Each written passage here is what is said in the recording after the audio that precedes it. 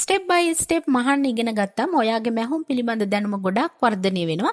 ඉතින් ඔයාට මේ පෙන්නන්නේ ප්ලැකට් එකක් කොහොමද ඩිසයින් කරගන්නේ කියලා. මේ ප්ලැකට් එක ඔයා මහන්න දන්නවා. හැබැයි ඔයා වීඩියෝ එක බලලා මේකත් අද හරියටම ඉගෙන ගන්න.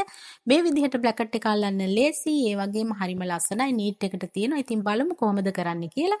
ඔයා ඉස්සෙල්ලම කරන්න ඕනි ඔයාගේ টොප් කොටස කට් කරගන්න ඕනි. ඊට පස්සේ සෙන්ටර් ලයින් එකෙන් ප්ලැකට් එකේ ඕපන් එක හදා ගන්න ඕනි.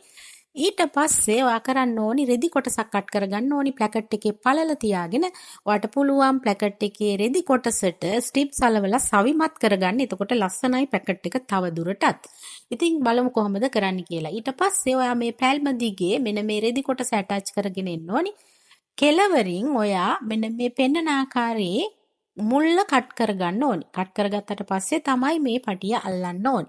ඊට පස්සේ ඔයා මෙහෙම අල්ලගෙන ඇවිල්ලා ඇඟිල්ල තියලා කෙලවරින් හරියට මුල්ල හදාගෙන ලස්සනට මේක අවුට්ලයින් කරගන්න ඕනි. ඉතින් ඔයාට ලස්සනට මේක නීට් එකට කරගන්න පුළුවන්. ඉතින් try කරලා බලන්න. වීඩියෝ එක හොඳයි නම් share කරන්න, comment කරන්න.